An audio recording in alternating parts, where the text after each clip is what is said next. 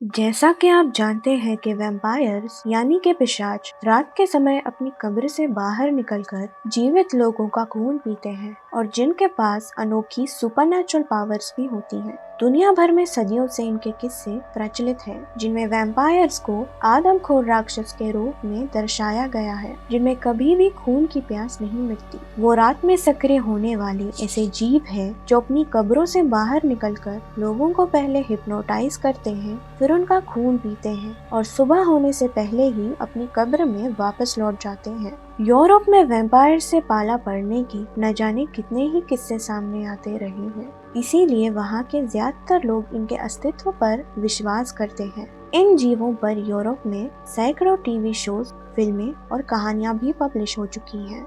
Europe में vampires की कुछ ऐसी घटनाएं भी हो चुकी हैं जिन्हें अंधविश्वास समझकर नजरअंदाज करना आसान नहीं है। तो नमस्कार दोस्तों, आप देख रहे हैं मिस्टीरियस नाइट्स इंडिया। तो जैसा कि पिछली वीडियो में हमने आपको वैम्पायर्स की कुछ डरावनी और रहस्यमय घटनाओं के बारे में बताया था, तो आज इस वीडियो के तीसरे भाग में हम वैम्पायर्स की कुछ और ऐसी घटनाओं का जिक्र करने जा रहे हैं। तो चलिए शुरू करते हैं।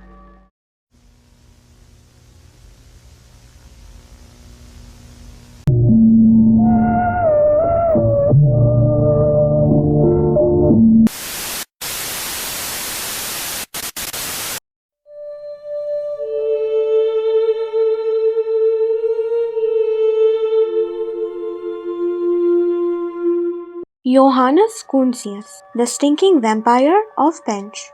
ये बात है 16वीं सदी की, जब ईस्टर्न यूरोप का सिलेशिया टाउन एक खुफिया जीव के खौफ से जूझ रहा था। लोगों का मानना था कि ये एंटिटी कोई और नहीं बल्कि योहानस कूनसियस था, जिसकी कुछ ही समय पहले मौत हुई थी। इस वाक़े के बारे में एन एंटीडोट अगेंस्ट एथिज्म नाम की किताब से पता चला है, जिसे सन 1655 में हेनरी मोर ने पब्लिश किया था।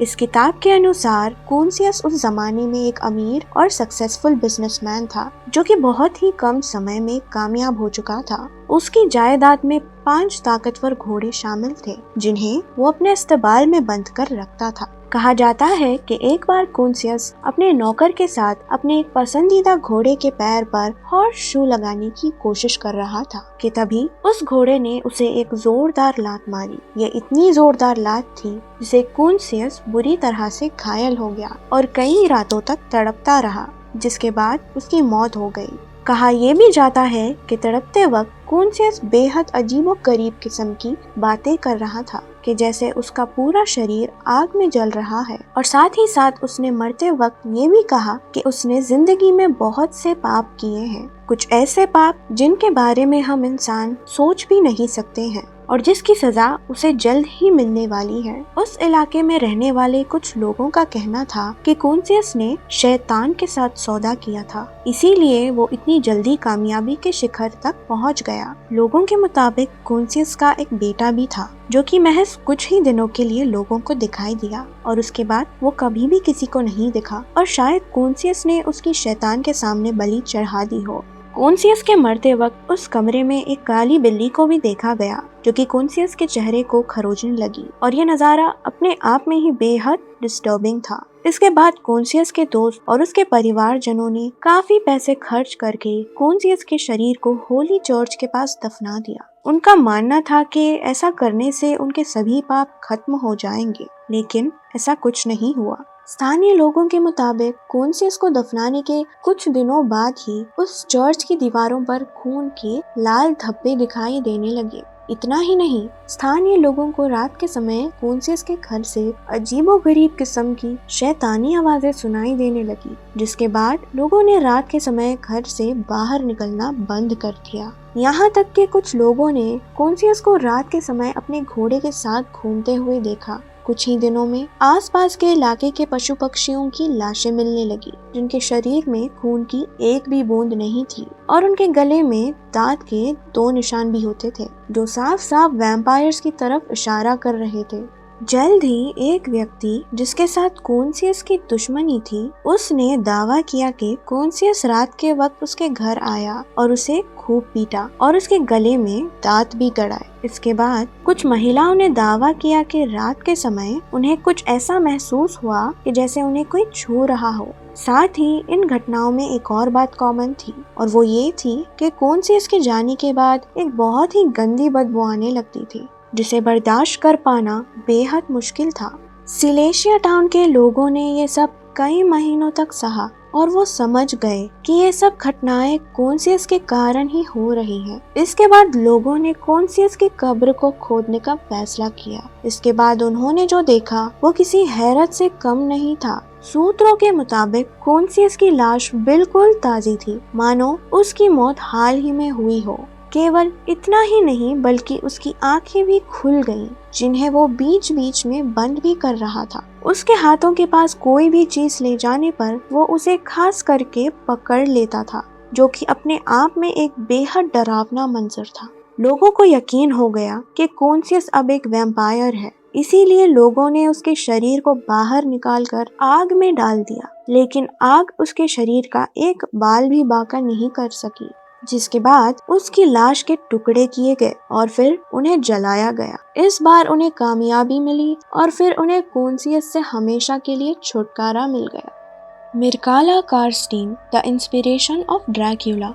दोस्तों, अब हम बात करते हैं एक कुख्यात फीमेल वैम्पायर की। वैसे तो प्राचीन लोक कथाओं में ज्यादातर मेल वैम्पायर्स का जिक्र है, लेकिन वहीं फीमेल वैम्पायर्स भी किसी से कम नहीं। ये भी मेल वैम्पायर्स की तरह ही खतरनाक होती हैं। ये बेहद शातिर, खूबसूरत और आकर्षित होती हैं, जिन्हें हर कल्चर में अलग अलग नाम से जाना जाता है। जैसे कि हमारे भारत में इसे पिशाचनी या फिर एक चुड़ैल कहा जाता है। Anyways, coming back to the topic, हम आपको एक ऐसी फीमेल वैम्पायर के बारे में बताने वाले हैं जो कि ड्रैक्युला के लिए एक इंस्पिरेशन है। ये बात है सन 1680 की, जब सेंट्रल यूरोप के ऑस्ट्रिया देश के स्टायरिया नामक शहर में मिर्काला कार्स्टीन नाम की एक लड़की अपने अमीर शाही परिवार के साथ रहती थी। आसपास के लोगों को मिर्काला पर शक था कि मिर्काला खून पीना पसंद करती है, लेकिन ज्यादा सबूत न होने के कारण इसे एक अफवाह माना जाने लगा। जब मिर्काला की उम्र 18 साल हुई तब उसका किसी ने खून कर दिया। उसकी मौत से उसके परिवार को एक गहरा सदमा लगा, लेकिन मिर्काला के माँ बाप भगवान को नहीं मानते थे